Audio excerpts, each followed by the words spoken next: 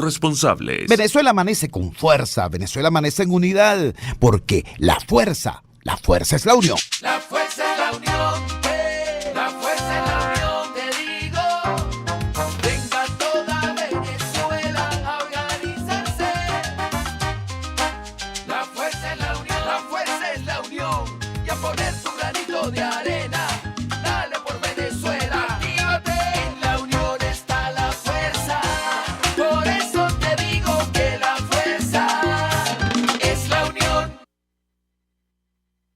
Todo este es su espacio. La Fuerza de la Unión, una tribuna abierta de la sociedad democrática venezolana para compartir con todos ustedes, haya cualquier distinto puntual, partidista o ideológico, la angustia, la preocupación, la justa indignación por lo que ocurre en nuestro país y también la certeza, la confianza, la esperanza de que trabajando juntos, de que remando unidos en la misma dirección, seremos capaces de construir la Venezuela de trabajo y de respeto, la Venezuela con alimentos y con medicinas, la Venezuela con democracia y con libertad, que todos necesitamos y que ciertamente todos merecemos. La Fuerza de la Unión es una presentación de Frigoríficos NIS, el placer de la carne, ubicado en la planta baja del mercado municipal de Chacao. Amigos, ¿cómo decirlo? Porque ciertamente son muchas las cosas que son necesarias cambiar en la clase política venezolana para tener el país que merecemos. Son muchas las cosas que necesitamos modificar en la conducta y en la actitud de quienes están en el gobierno y también la conducta y la actitud de quienes dirigen la oposición. Todo eso es verdad. Pero nosotros también tenemos que ver el espejo. Nosotros tenemos que ver nuestra conducta, nuestra actitud en tanto que ciudadanos. Nunca va a haber aquí mejores gobiernos hasta tanto no haya ciudadanos que lo exijan de manera consistente, de manera firme. Nunca habrá aquí mejores liderazgos opositores en tanto que no tengamos acá una ciudadanía que exija cuentas a esa oposición de su desempeño, de su eficiencia, de sus logros, o que por lo menos, si lo que tiene son derrotas, que aprenda de sus derrotas. Digo todo esto porque este fin de semana ocurrieron dos cosas que nos tienen que poner a reflexionar. Durante este fin de semana se perdió un tiempo valioso, se perdieron, mira, muchísimos minutos y horas en las redes. Perdonen la expresión, pero se perdió un realero. ¿Usted sabe lo que cuesta un gigabyte en este momento? Bueno, se perdió una gran cantidad de recursos en una olla, en una coba, en una mentira, hablando a propósito, escribiendo a propósito, chateando a propósito, tuiteando a propósito de algo que era mentira, de una olla montada para intoxicar las redes y para distraer a la opinión pública.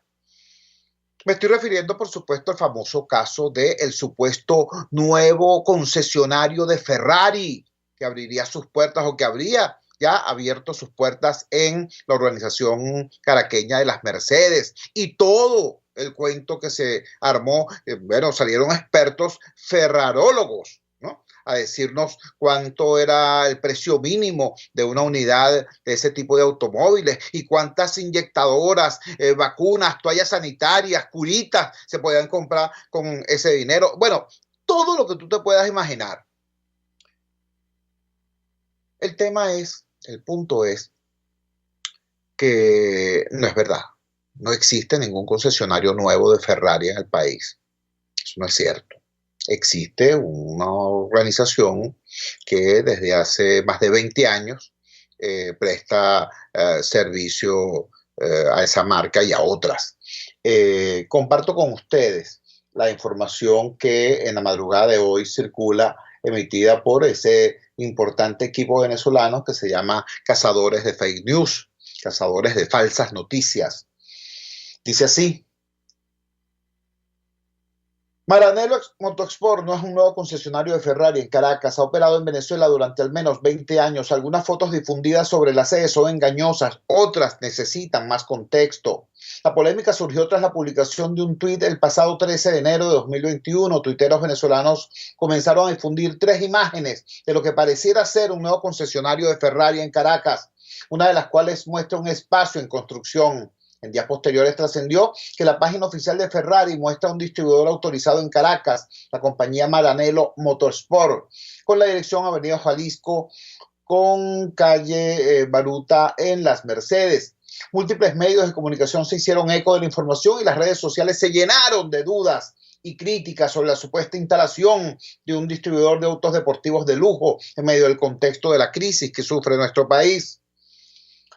La investigación hecha por cazadores de fake news determinó que la compañía Maranello Motors no es nueva, ha funcionado en Venezuela al menos desde el año 2001 y ha tenido al menos 2 sedes diferentes hasta el año 2018.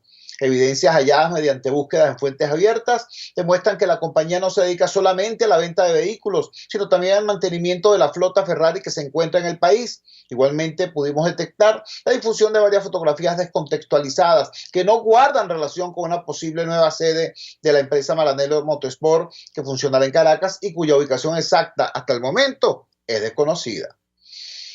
Bueno, por ahí va la información, pero recuerden ustedes siempre que para que una noticia falsa funcione, tiene que tener un pedacito de verdad, ¿no? Tiene que tener un gancho que logre atraer o que logre engarzar, ¿no?, la atención de la gente. Es decir, tienen que decirte algo que a ti te interese escuchar, con lo cual tú estés en preacuerdo, por así decirlo. Entonces, efectivamente, en Venezuela existe una situación absolutamente insoportable desde el punto de vista económico, que tiene un impacto social y humanitario gravísimo, ¿no? Entonces, nos tiran ese hueso para que nosotros, como jauría, caigamos encima a hablar y hablar y hablar pistoladas sobre eso, que es mentira. ¿Por qué digo que esto es grave? Porque una opinión pública intoxicada en este país es exactamente lo que el régimen necesita para seguir haciendo y deshaciendo con muy bajo costo o con costo inexistente. ¿Tú me entiendes? Entonces, caramba, ponen preso a un opositor ruso al régimen de Putin, el señor Navalny, señor que lidera la oposición en Rusia, que el régimen ruso intentó asesinarlo por envenenamiento con un veneno radioactivo que al parecer es usado desde hace muchísimo tiempo por las agencias secretas desde los tiempos de la Unión Soviética. Bueno, y el señor sobrevive al proceso de envenenamiento, lo salvan unos médicos alemanes para donde pudo ser trasladado, anuncia su regreso a su país y bueno, tú ves a unos políticos venezolanos de oposición clamando por la libertad del ruso Navalny porque es una violación de los derechos humanos y bla, bla. Hermano, repito, mientras la opinión pública está pendiente de un concesionario Ferrari que no existe, y mientras los políticos nuestros están demasiado preocupados por lo que ocurra o no ocurra con el jefe de la oposición rusa, aquí en nuestro país, hay 5 trabajadores humanitarios que están presos por salvar vidas. Presos por salvar vidas, así como me escucha usted. Lo que está ocurriendo con los activistas de la organización no gubernamental Azul en Positivo es algo que clama al cielo. Este no es un tema de especialistas, chicos. Este no es un tema de la sociedad civil, de los activistas de derechos humanos. No, este es un tema de la gente. Este es un tema de los ciudadanos. Este es un tema de todas esas familias zulianas cuya vida hoy está en peligro porque la asistencia, la ayuda, el apoyo que recibían de los trabajadores humanitarios de Azul, de Acción Zuliana en Positivo, bueno, ya no la van a recibir. ¿Por qué? Porque están presos. Entonces paso a compartir con ustedes otro material que me parece ciertamente relevante. Organizaciones de la sociedad civil venezolana exigen libertad para los miembros de la ONG Azul Positivo. Miembros de la Red de Derechos Humanos del Estado Zulia exigieron este 14 de enero una rueda de prensa la liberación inmediata de 5 integrantes de la ONG Azul Positivo. Se trata de Johan Lejón Reyes, de Jordi Bermúdez, de Lainer Gutiérrez, de Alejandro Gómez y Luis Ferrebús, detenidos arbitrariamente por funcionarios de la Dirección de Contrainteligencia Militar, DIGESIN, el martes 12 de enero a las 11:30 de la mañana en la sede de la organización en la ciudad de Maracaibo, Estado Zulia. Asimismo, exhortaron a la Coordinación de las Naciones Unidas que labora en el país a que se manifieste inmediatamente ante este hecho. Azul Positivo es líder en asistencia a las comunidades más vulnerables en tema de emergencia humanitaria compleja y por eso exhortamos a la Agencia de las Naciones Unidas a emitir un pronunciamiento urgente que hasta ahora no lo han hecho, expresó el coordinador general de la Comisión para los Derechos Humanos del Estado Zulia, CODES, el señor Juan Berríos. Berríos, junto a Alberto Nieves, de Acción Ciudadana contra el SIDA, y Feliciano Reina, de Acción Solidaria, fueron los voceros para informar sobre la situación actual del personal de Azul Positivo, que ya cumplieron 48 horas detenidos y no les han permitido tener contacto con sus abogados, quienes se dirigieron a la sede de la GESIN y fueron informados por funcionarios que los activistas estaban sometidos a una jurisdicción militar y que posiblemente serían trasladados al hospital militar para un chequeo médico. Luego de 24 horas fue que les permitieron el acceso de alimentos y para el pasado 14 de enero serían presentados ante los tribunales militares. No se han tenido acceso a acusaciones, actas y menos a los supuestos delitos que les imputarían, destacó Berríos. Hay que actualizar esta información. Ya fueron presentados a tribunales, fueron presentados ante un tribunal civil, ante el Tribunal Cuarto de Control en el Zulia. Sin embargo, esto, como planteé el viernes, no hace menos repudiable el atropello.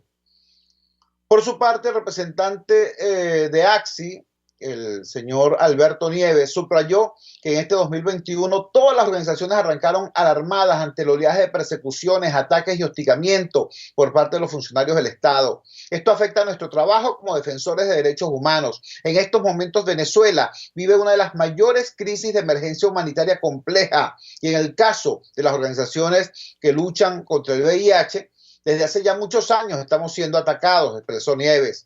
Ante ello recordó que la Fundación Manos Amigas por la Vida fue visitada el 15 de febrero de 2018 por efectivos del Cuerpo de Investigaciones Científicas Penales y Criminalísticas, quienes allanaron su oficina en la ciudad de Valencia, detuvieron a 5 de sus integrantes, decomisaron medicamentos antirretrovirales, equipos médicos para las personas portadoras de VIH y otras en situación de pobreza extrema. También subrayó el hostigamiento del que recientemente fueron víctimas la ONG Convite y la abogada Rocío San Miguel. Todas estas amenazas, dijo, no nos van a inhibir. Los tres voceros recordaron que Azul Positivo funciona desde el año 2004 en el estado Zulia, la región con más afectados por VIH.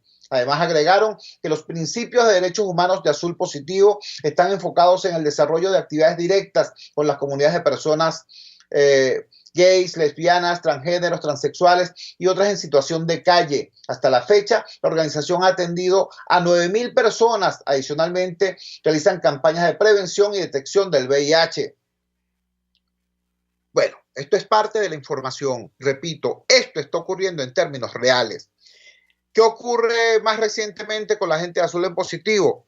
Bueno, que están formando parte del mecanismo humanitario del cual participa, por cierto, el gobierno nacional a través de la Cancillería y la Oficina de las Naciones Unidas en Venezuela. Ellos están estrechamente relacionados además con la ACNUR, la Oficina de las Naciones Unidas para el tema de los refugiados, y están operando programas de apoyo económico y de apoyo alimentario a las familias de estas personas que son víctimas de estas enfermedades catastróficas.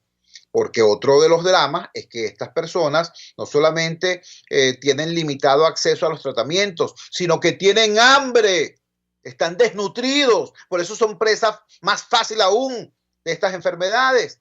Y esta organización da apoyo a esas comunidades y a esas familias. Pues bien, estas personas están siendo hostigadas, han sido criminalizadas, hoy están presas y parece que van a ser juzgadas por el horrendo delito de ayudar a los demás. ¿Me entiendes? Y mientras tanto, mientras esto está ocurriendo en el país real, mientras esto está ocurriendo en la Venezuela de verdad, entonces la opinión pública está persiguiendo Ferraris que no existen. Ustedes me entienden el tamaño del ridículo. Ustedes me entienden el llamado urgente a que tiremos un cable a tierra fuerte que nos permita dar las peleas que son. Porque si los defensores de derechos humanos no tienen quien los defienda, si los defensores de los derechos humanos no tienen eco, ¿no?, en sus dolientes, entonces, bueno, van a descabezar a esas organizaciones. Y este país, que ya no tiene gobierno y que tampoco tiene oposición, se va a quedar incluso sin esas estructuras de activación de la solidaridad elemental más básica. Por eso les digo, correlacionen la necedad de los Ferrari fantasma con la realidad de los luchadores, de los trabajadores humanitarios, hoy secuestrados, hoy criminalizados, hoy perseguidos, hoy presos. Vamos a pensar, vamos a reflexionar sobre todo esto. Un detallito. Las pocas personas que siguen el maltrecho campeonato de béisbol profesional en Venezuela advirtieron que en este fin de semana los juegos tuvieron un retraso de aproximadamente 30 minutos. La razón de tal retraso fue una acción de protesta de los peloteros, de los jugadores, porque no han recibido los pagos correspondientes a su participación en la actual temporada. Imagínense ustedes.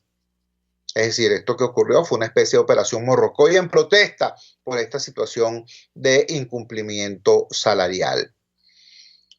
Yo simplemente les quiero decir lo siguiente, con todo el respeto pues, que me merecen los jugadores profesionales de béisbol. Son trabajadores, son atletas, son personas que hacen un esfuerzo y esperan una retribución, todo eso amparado además por contratos.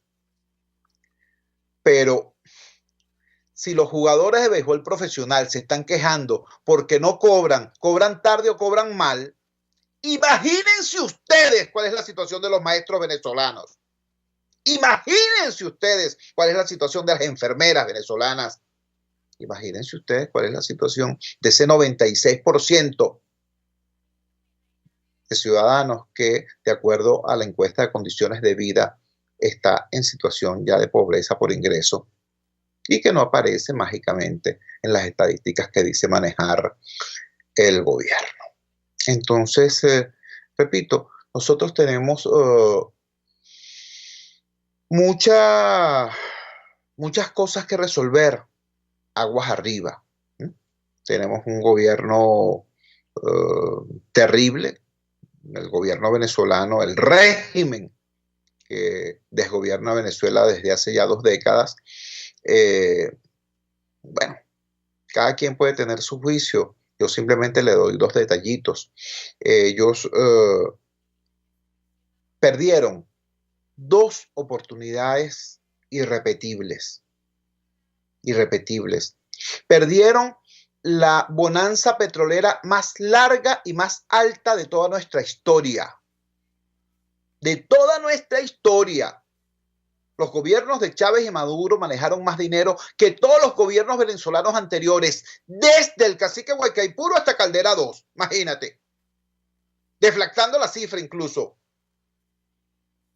Esa la perdieron, pero también perdimos el bono demográfico. ¿Qué es el bono demográfico? Es el momento en el cual un país tiene a una parte muy importante de su población en la edad productiva. Durante muchísimo tiempo se dijo, Venezuela es un país de muchachos, y era verdad, nuestra población era mayoritariamente juvenil e infantil.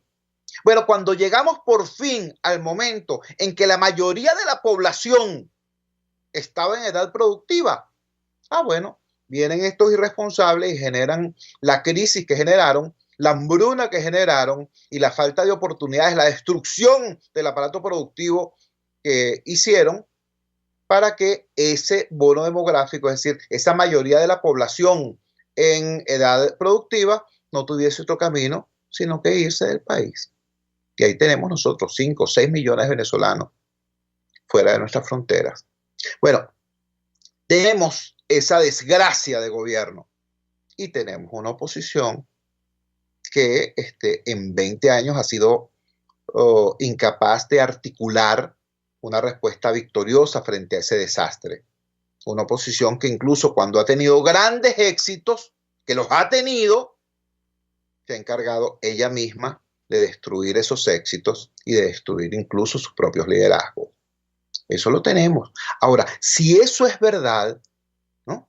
¿Qué esperamos nosotros los ciudadanos para enseriarnos más? Yo simplemente les dejo eso como reflexión.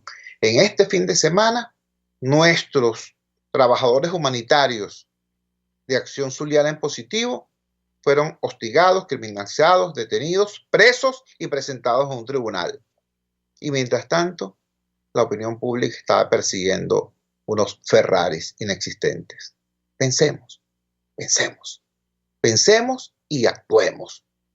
Pensemos y cambiemos de actitud y de conducta, porque en eso se nos va la vida literalmente. No la vida en abstracto, la vida del país. Estoy hablando de la vida de nuestras familias. Estoy hablando de nosotros mismos. Vamos a la siguiente pausa comercial y ya regresamos con muchísimo más de La Fuerza. La fuerza es la unión. Usted escucha Unidad, la fuerza es la unión, con Chuo Torrealba por RCR 750 AM. Voz de América. Información precisa, completa, veraz, objetiva e independiente. Directo a tu pantalla. De lunes a viernes a las 2 de la tarde por RCR 750. En la crisis se encuentran las oportunidades. Aquí en Sin Estrés se las mostramos con invitados especiales que nos regalan sus experiencias por una Venezuela mejor. Cada tarde, de lunes a viernes a las 3, desde el emprendimiento, la educación, la salud y el entretenimiento. Por nuestra calidad de vida se nos hace necesario tomar un respiro del agobio diario, dedicar unos minutos a la salud mental y emocional para vivir sin estrés. Sin Estrés, de lunes a viernes a las 3 de la tarde por RCR 750, la radio que se ve. RCR 750 AM, porque lo bueno une.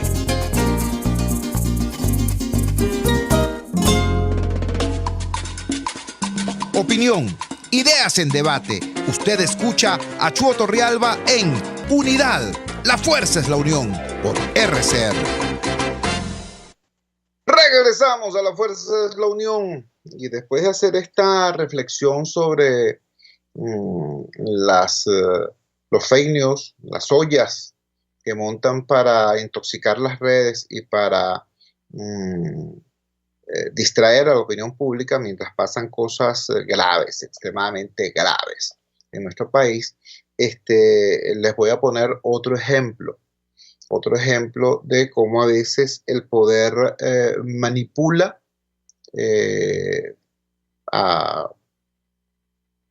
por acá me dice Luis Rafael Ortega, ¿quiénes pueden impulsarnos una MUD de ciudadanos? Bueno, hay que habilitar esta instancia, hay que habilitar espacios de encuentro, ciertamente, no para sustituir a los partidos, sino para hacer patente con fuerza el criterio ciudadano. Estoy de acuerdo con ustedes.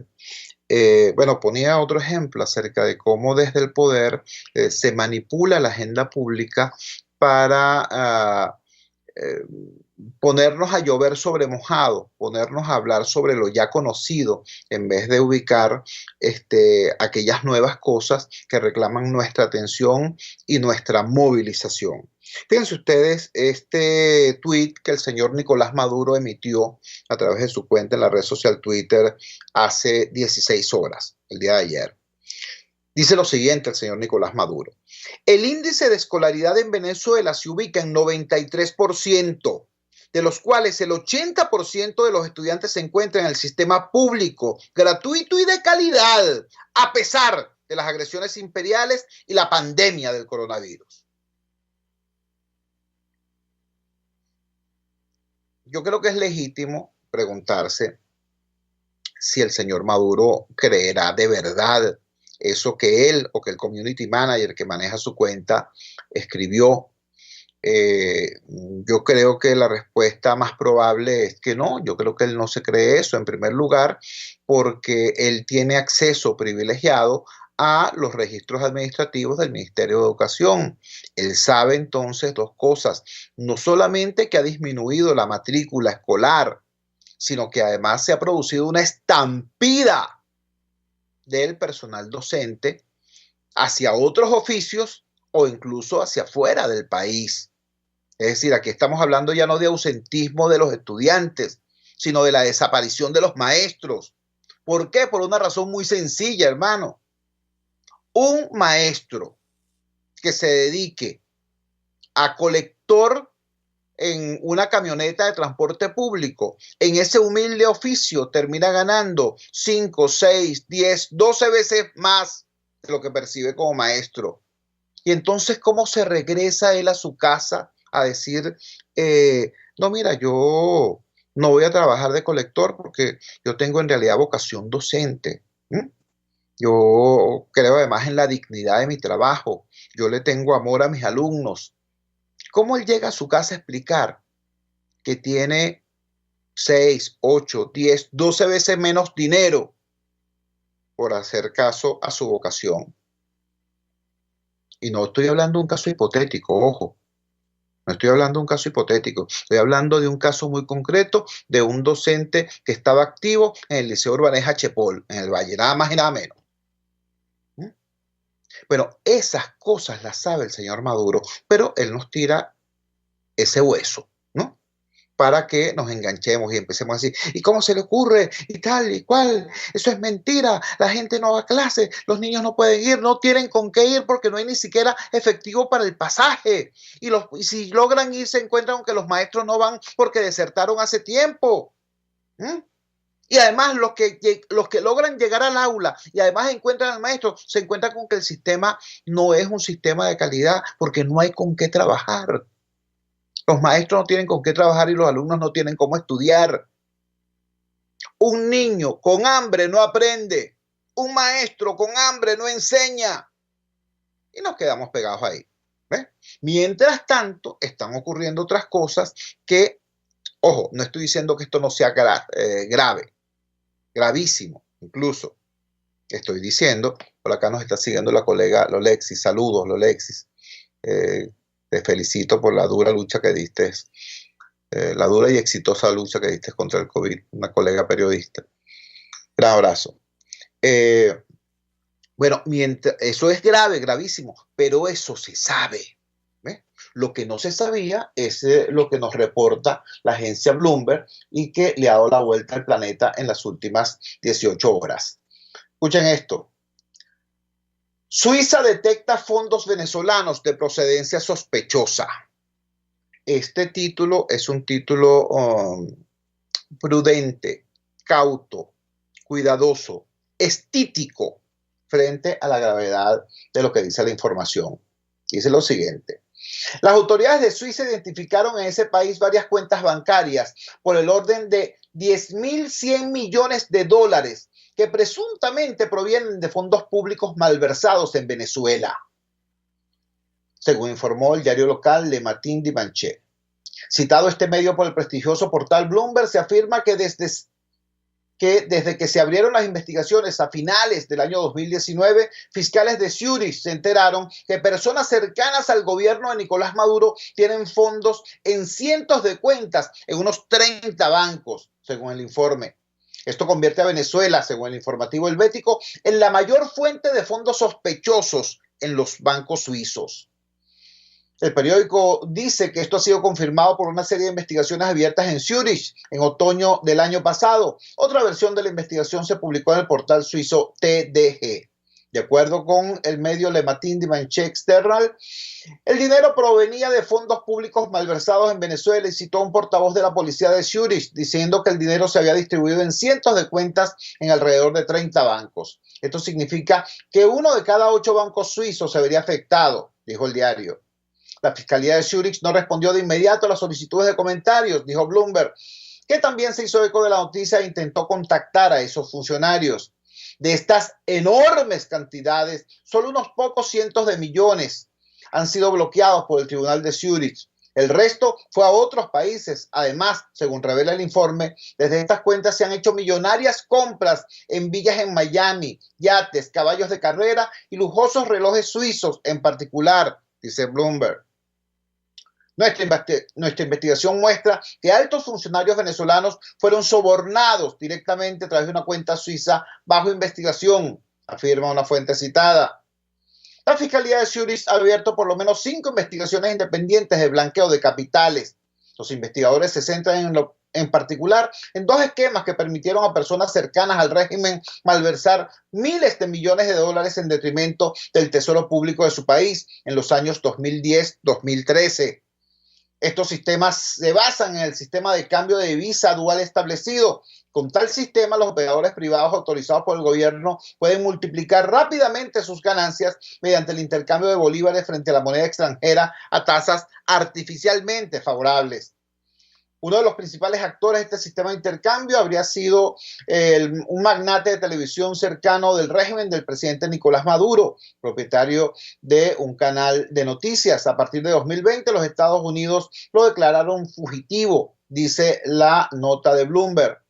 Una de las principales cuentas en Suiza controladas por este magnate de los medios fue abierta en el banco Compagnie Bancaire Helvétique, CBH, en Ginebra. Según un estado de cuenta, desde abril de 2012 hasta marzo del 2013, esta persona habría recibido 2.900 millones de dólares. Después de unos días, el dinero se devolvió en pequeñas cantidades a empresas fantasmas. Hasta el momento, estas investigaciones no han tenido consecuencias penales para los banqueros suizos. Fuente de esta información, el portal Bloomberg.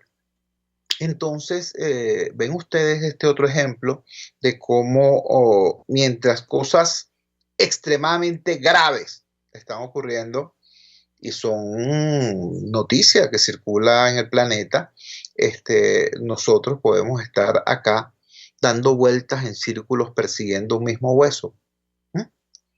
Esto es realmente relevante. En el primer caso, hablábamos de lo que está ocurriendo con los trabajadores humanitarios de Acción Zuliana en Positivo, Azul, hoy presos y enfrentando la perspectiva de un proceso judicial.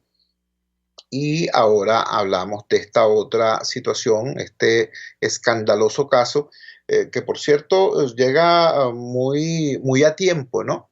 Porque el gobierno venía haciendo un escándalo sobre presuntas irregularidades administrativas cometidas, perpetradas por funcionarios del llamado gobierno interino. Bueno, aquí reciben pues una dosis caballuna de su propia medicina,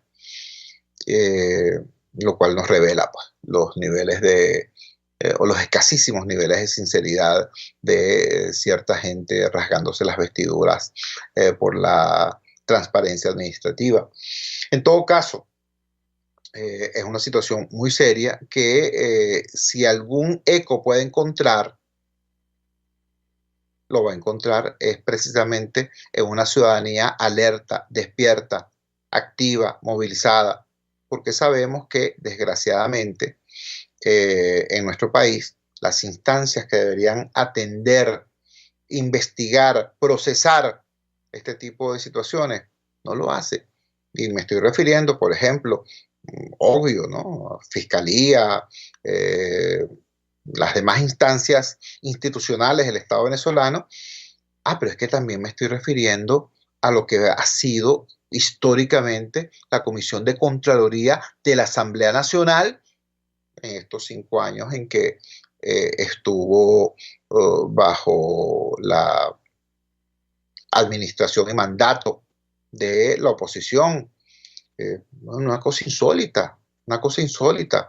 Llegó a conocerse, por ejemplo, que varios diputados que después se transformaron en eso que la jerga politiquera en el país denomina alacranes, habían incurrido en prácticas no santas, en prácticas que merecían ser investigadas, definidas y sancionadas. por la Comisión de Contraloría de la Asamblea Nacional. Mira, chicos, no investigaron ni eso, ni eso. Entonces, repito, si las instancias formales del gobierno no actúan, si las instancias que han estado bajo control de la oposición tampoco lo hacen, cosas como esta tienen que encontrar eco es en una ciudadanía despierta, informada, alerta, atenta. Nosotros no podemos normalizar lo que no es normal, y esto no es normal. Ni podemos estar persiguiendo ni los huesos que nos tira el gobierno para entretenernos, ni los potes de humo que nos tira el gobierno para entretenernos, ni las fake news que surgen, como el caso de los Ferrari fantasma, ¿no? Para que todo ese resentimiento que se ha venido acumulando se desborde por esa vía, y seamos entonces unos seres inocuos, que en vez de ejercer el rol de ciudadanos que tenemos que ejercer, pasamos la vida de la angustia al desahogo, pero jamás en la acción eficiente. Ojo con eso. Vamos a la siguiente pausa comercial y ya regresamos con muchísimo más de La Fuerza. La fuerza es la unión. Les estamos presentando Unidad. La fuerza es la unión. Solo por RCR 750 AM. Puedes seguirnos en nuestras redes sociales. En Twitter, @RCR750. La radio que se ve. Ellos sí que no saben nada. Y así nos va. El espacio donde se tocan los temas más candentes de interés político y nacional. Y así nos va. En este programa, la picardía y el humor inteligente son los protagonistas. Pura cabilla. Lara y Hernández descosen y revelan los secretos más oscuros del acontecer político. Y así nos va. De lunes a viernes a las 4 de la tarde. Por RCR 750 AM. RCR 750 AM. Porque lo bueno une. Les estamos presentando Unidad. La fuerza es la unión. Solo por RCR 750 AM. Regresamos a La Fuerza es la Unión. En el primer segmento del programa hicimos una comparación entre los descomunales niveles de atención pública que mereció una noticia falsa, el caso del supuesto concesionario Ferrari que habría abierto sus puertas recientemente en las Mercedes, Caracas, cosa que resultó ser mentira, pero que generó, bueno, cualquier cantidad de mensajes, tweets, memes, etc. Y al lado, la situación gravísima que están enfrentando los trabajadores humanitarios en todo el país, sobre todo en la provincia venezolana, sobre todo, porque acá, por supuesto, se sabe en Caracas, bueno, lo que hicieron contra Alimenta la Solidaridad, lo que hicieron contra Acción Solidaria, lo que hicieron contra Convite, lo que hicieron contra Prepara Familia, para citar solamente 4 ejemplos. Pero, bueno, eso ocurre aquí en Caracas y aquí entonces hay una respuesta que le da visibilidad a esas agresiones y a la respuesta y a la manera como la sociedad hace frente a eso. Pero cuando el tema ocurre en el interior, y no me estoy refiriendo a lo que pase en la Sierra de Perijá, no, aquí mismo en Valencia, cuando eso ocurre fuera del foco de la atención mediática en Venezuela, que se circunscribe apenas a Caracas, entonces las agresiones que perpetra el régimen prácticamente no tienen ningún costo desde el punto de vista político. Y eso es lo que está haciendo, sobre lo que estamos alertando y sobre lo que están alertando muchísimos activistas de la sociedad civil venezolana.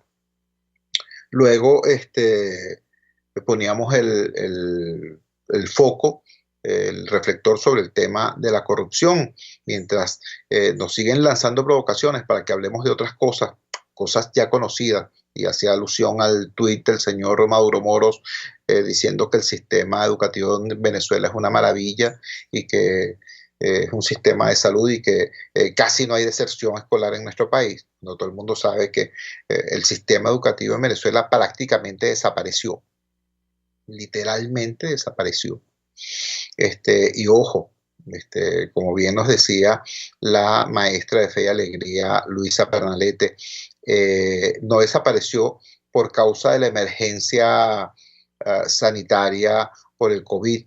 El COVID lo que hizo fue acelerar un proceso de destrucción sistemática que venía experimentando la escuela venezolana ante las agresiones del gobierno a los maestros, ante la desatención a las escuelas, ante el colapso de la capacidad de las familias para enviar a los niños, a los muchachos a la escuela, al colegio. Todo eso ya venía ocurriendo. El tema del COVID lo que hizo fue acelerar esa situación. Entonces nos lanzan un mensajito como para que nos enganchemos en eso, al mismo tiempo que le da la vuelta al mundo la información esta brutal sobre cuentas en Suiza por el orden de los 10.100 millones de dólares, ¿no?, de dinero malversado presuntamente por presuntos altos funcionarios o personas presuntamente allegadas al régimen de Maduro Moros. Grave. Bueno, me han dicho ustedes a lo largo del programa, frente a todos estos comentarios, informaciones, titulares, bueno, ¿qué hacemos entonces? ¿Cuál es la conducta, cuál es la actitud y conducta de los... Rodríguez Acosta me escribe que estuve escuchando el programa hasta ahorita, pero que tiene que salir ya a buscar agua. Abrazo y respeto. Bueno, ¿qué hacemos? Alguien incluso acá nos escribe y dice, bueno, tendremos que hacer una MUD de ciudadanos. Mira, yo no sé si la respuesta es una MUD de ciudadanos. Lo que sí sé es que no puede ser que nosotros nos mantengamos como espectadores, ¿no?, de un drama en el cual se nos va la vida. Pues no es así. Hay una situación extremadamente grave y compleja que exige de nosotros como ciudadanos el tener una opinión y una actividad firme en relación a esto. Pues les pongo un ejemplo. Se detectó, diversos medios y diversos periodistas han señalado que en el estado Apure se detectó un escandalazo, una red de prostitución infantil en la cual estarían implicados supuestos empresarios, políticos de la región, militares de esa parte de Venezuela, en esa operación de trata de niñas, dueños de hoteles de lujo, etcétera. Una situación muy compleja. Bueno, frente a eso, hermanos, ¿qué vamos a hacer nosotros como ciudadanos? Esperar entonces que se pronuncie el partido A o el partido B, ¿no? El lidercito tal o el lidercito cual. Allí hay una ciudadanía. Allí hay una gente que necesita ser apoyada y que una cosa tan grave como esa no pasa simplemente por debajo de la mesa. Bueno, eso se consigue, bueno, con organización. Con organización. Estas cosas no pueden ser al azar. Tiene que haber organización. ¿Para qué? Para que haya movilización. La organización existe no porque sea un fin en sí mismo. Hay gente que vive, yo no sé si a ustedes les ha pasado, si tienen amigos políticos o incluso de la sociedad civil, pero hay gente que vive reunida. Ser reunido pareciera un estado civil. ¿Qué está haciendo? Está reunido. ¿Para dónde va? Para la reunión. ¿De dónde viene la reunión? Y uno dice, bueno, ¿y cuándo trabaja? Pues, porque siempre está reunido. La organización es muy importante, pero no es un fin en sí mismo. Tú te organizas para movilizarte. Entonces, y te movilizas para promover, difundir tus planteamientos, tus logros y para alcanzar objetivos. Porque la movilización en sí misma tampoco es el fin que estás buscando. Es un instrumento, es el ejercicio de la musculatura social para lograr algo. Entonces, esto es muy importante. Y digo que es muy importante porque ya la semana pasada ocurrieron algunas cosas que merecen un comentario, por un lado esperanzador y por otro lado de cuidado y de advertencia. Ustedes recuerdan cuando la semana pasada entrevistamos acá, le hicimos una excelente entrevista, excelente no por las preguntas que hicimos nosotros, sino por las estupendas respuestas que nos dio la activista ciudadana Xiomara Escobino. Xiomara nos habló acerca de lo que está ocurriendo en el sureste de Caracas, cómo los vecinos de Baruta y de otros municipios de la parte mirandina del área metropolitana de Caracas se están organizando para darle respuesta a las pretensiones de Jacqueline Farías de adscribir esos municipios a esa ficción inconstitucional que es el llamado gobierno del Distrito Capital. Nos decía Xiomara Escobino que estos movimientos que están haciendo los ciudadanos organizados, los vecinos organizados, se están realizando también con la participación de actores políticos, de partidos políticos que están viniendo con humildad a conversar con los ciudadanos, a conversar con los vecinos. Lo cual en el caso de Baruta en particular es muy importante, implica una reflexión por parte de los partidos, una rectificación por parte de los partidos. Recordemos que insólitamente hoy el Consejo Municipal de Baruta está con mayoría del PSUV. Sí, el Consejo Municipal de Baruta tiene mayoría del PSUV. La presidenta del Consejo Municipal de Baruta es una militante del PSUV. ¿Y eso pasó por qué? ¿Cómo pasa eso en un municipio que es mayoritariamente opositor? Ah, bueno, porque los partidos políticos de oposición vinculados al alcalde de Baruta creyeron que tenían la fuerza y el poder como para imponerle a los vecinos la plancha que ellos les diera la gana. Y montaron entonces una plancha donde estaban los dirigentes del partido, los amigos del alcalde, los empleados de la alcaldía, ¿no? Para imponérselos como concejales a los vecinos, y los vecinos no respondieron a ese llamado. No respondieron, hicieron el vacío y el resultado fue este. Entonces, parece importante, nos parece correcto, nos parece bueno que haya esta rectificación por parte de los partidos y que vengan entonces a conversar con los vecinos y a concertar con los vecinos qué hacer frente al futuro inmediato. Eso es positivo. Ahora, yo quiero ser muy claro, pero muy claro en lo siguiente. Aquí no basta con que la rectificación signifique que los que hasta ayer, hasta hace, ¿a cuánto estamos hoy? Estamos a 18 de enero. Bueno, el pasado 6 de diciembre tenemos apenas ¿cuánto? Un mes y una semana. Un mes y unos días.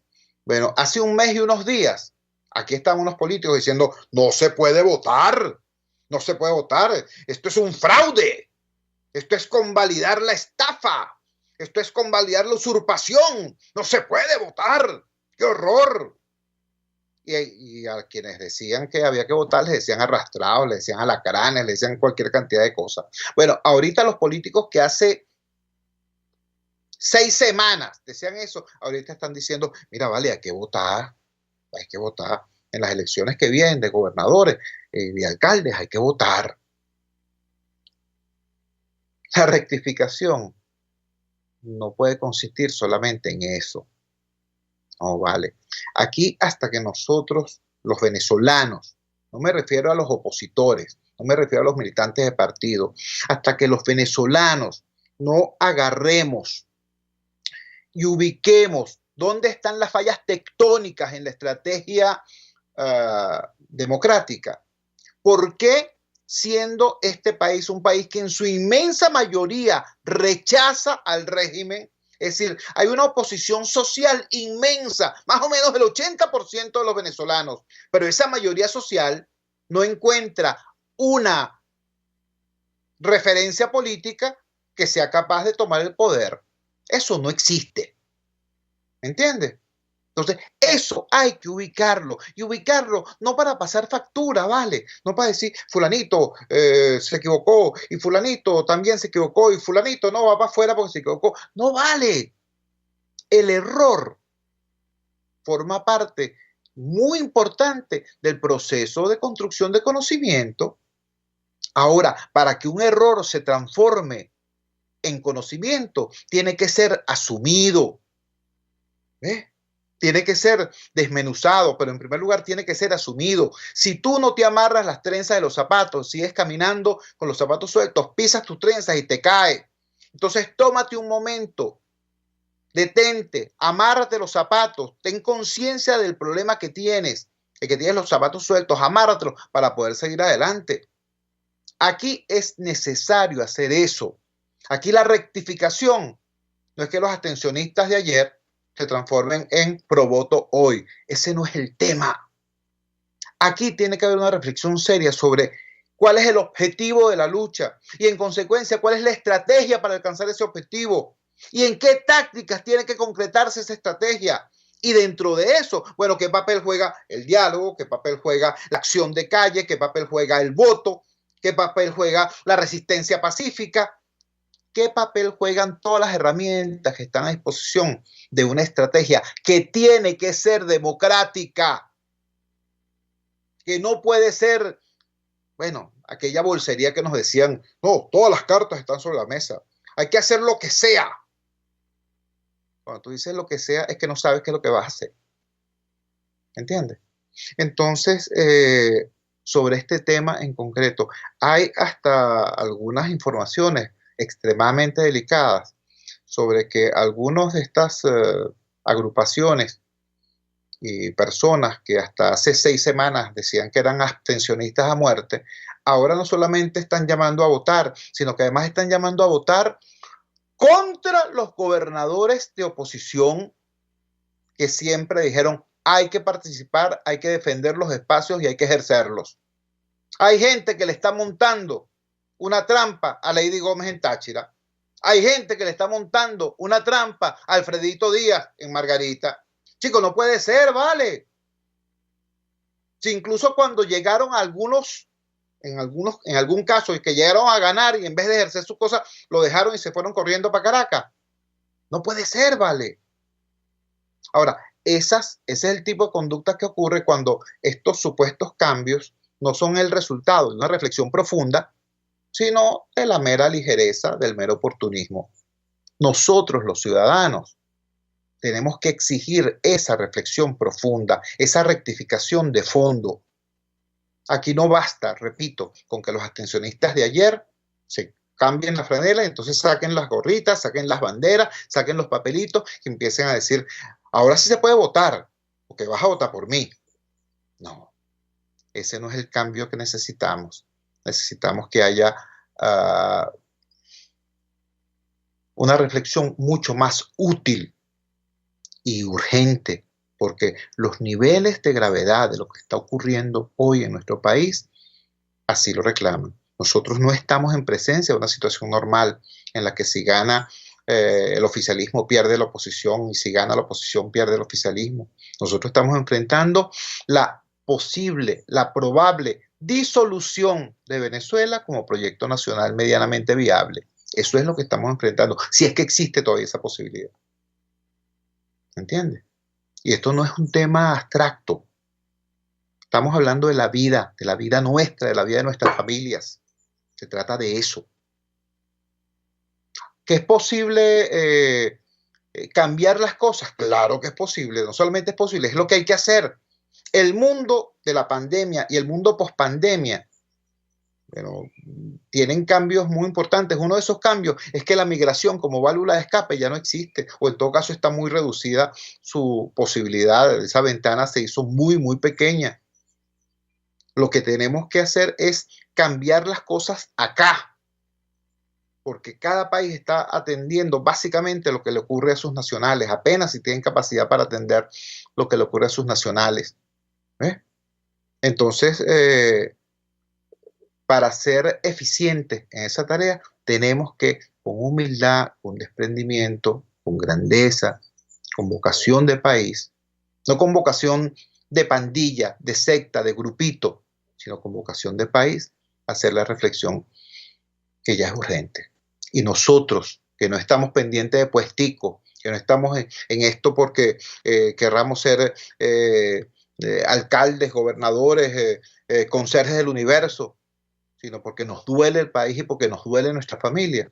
Somos los que estamos llamados a hacer esa presión para que esa reflexión y esa rectificación sean verdaderas y sean útiles.